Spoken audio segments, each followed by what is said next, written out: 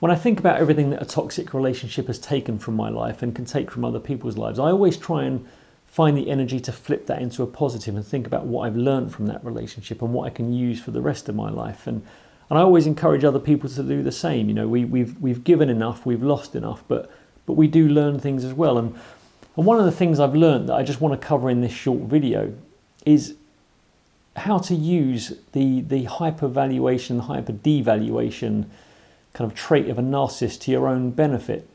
And if you're not sure what I'm talking about, you know, it's common in borderline personality disorder and also narcissistic personality disorder for narcissists and borderlines to really, really quickly value something and think it's the absolute most brilliant thing in the world, or to absolutely hate it and discard it, you know. And it tends to be referred to as splitting, as seeing things in kind of polar opposites. And for someone who doesn't suffer from those conditions, it can be extremely stressful. But I found that if you can challenge yourself to do it in a positive way, it can actually be quite useful. And I thought I'd give you a quick example at the moment. So 2020 for me represents quite a challenging year. So as I've mentioned in previous videos, you know, I'm left with the family home with a significant mortgage hanging over my head after not having a mortgage for, you know, a decent amount of years, and being fairly financially free as a joint income couple with no children and, you know, decent careers, to being on my own looking after my animal family with like I said, a chunky mortgage and lots of expenses. So finances in 2020 for me are extremely tight, and, you know, not to the point where it's a problem, but I need to be careful. I need to definitely budget carefully.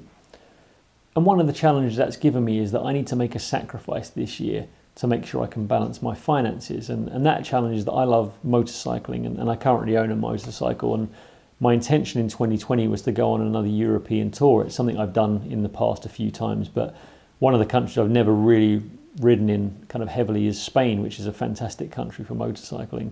So my plan this year was to go through Spain. But if I'm being sensible and I'm not following my emotions, I'm following my head and my logic, I need to reduce my expenses, and therefore the bike is the most obvious thing to go. I don't need it. It's effectively a toy.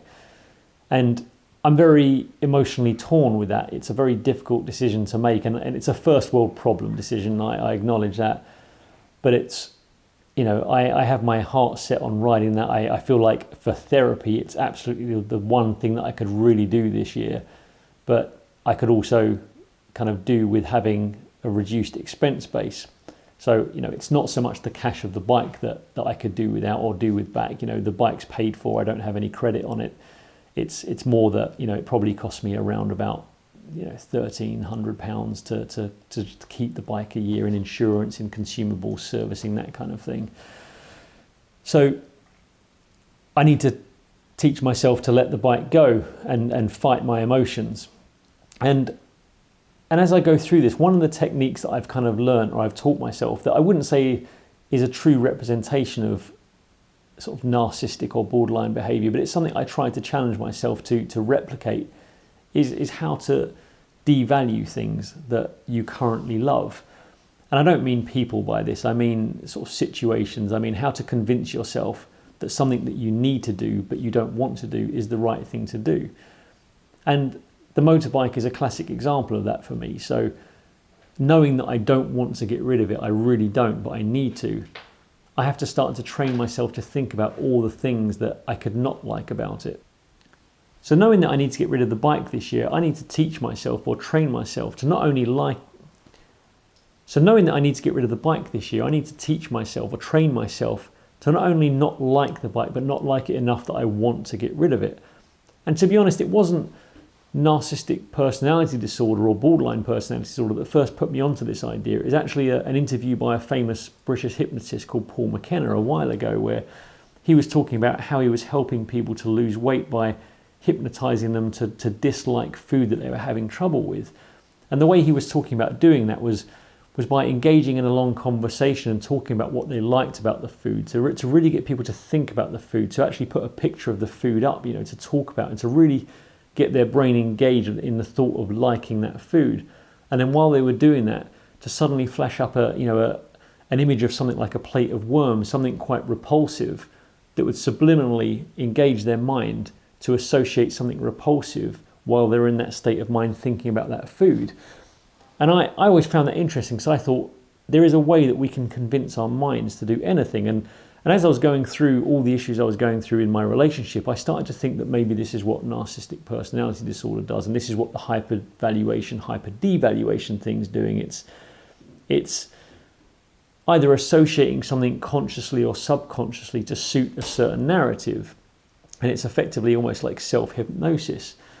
So my point with this is, while we've gone through this and we understand this, we can actually use it to our own benefit. So the way I do this with the bike, and I've started doing this already, though I'm not quite there yet, is I start thinking about all the things that can make me feel stressed about the bike. So, owning any kind of vehicle is obviously a bit of a cash dump. I call them wealth extraction tools. They're once you own something, the most pristine it's ever going to be is the day you own it, and from that moment it's losing money, and it costs you money for it to lose money while it's deteriorating at the same time. So it's getting worse every day while costing you. So I start thinking about that, and then I start thinking about all the little things that will start going wrong with it, all the things that will start to corrode on it, that they're going to need servicing, that are going to take my time, that will need money to repair. I start thinking about how stressful it's going to be if I drop it, or if I get in an accident with it and I have to repair it.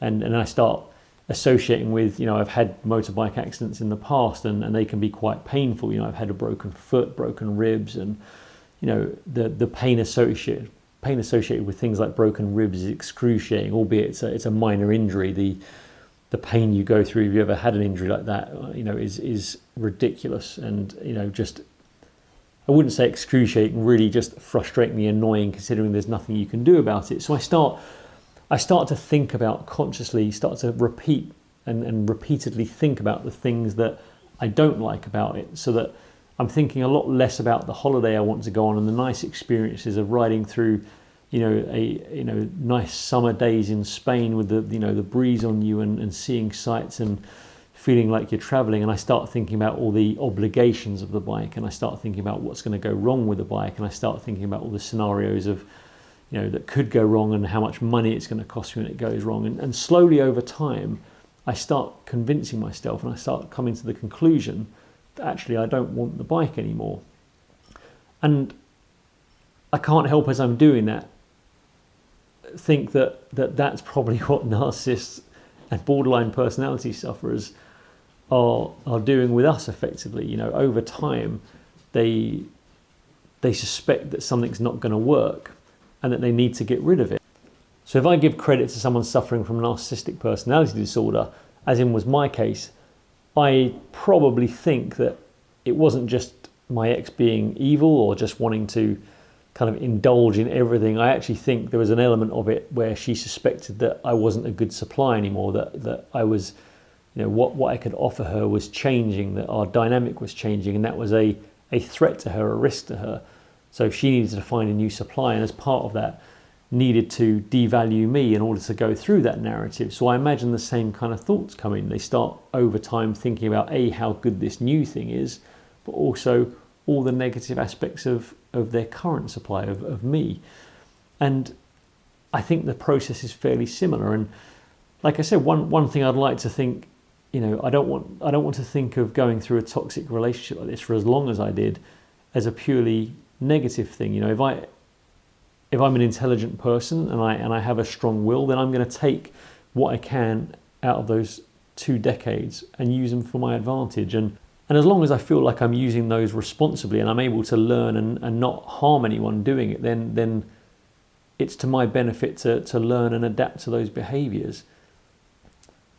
And so my message to anyone that's going through it or gone through a long-term toxic relationship is try not to focus on how much you've given or how much the relationship has taken away, but try and look into that relationship and think about how much stronger you can become from it. Think about things that you can take from it, things that you can learn and apply elsewhere. And like I said, the situation is something that's quite unique. I'm sure as a percentage, the amount of people that have gone through something that difficult in terms of relationship are quite small, particularly if you've gone through it for a long time.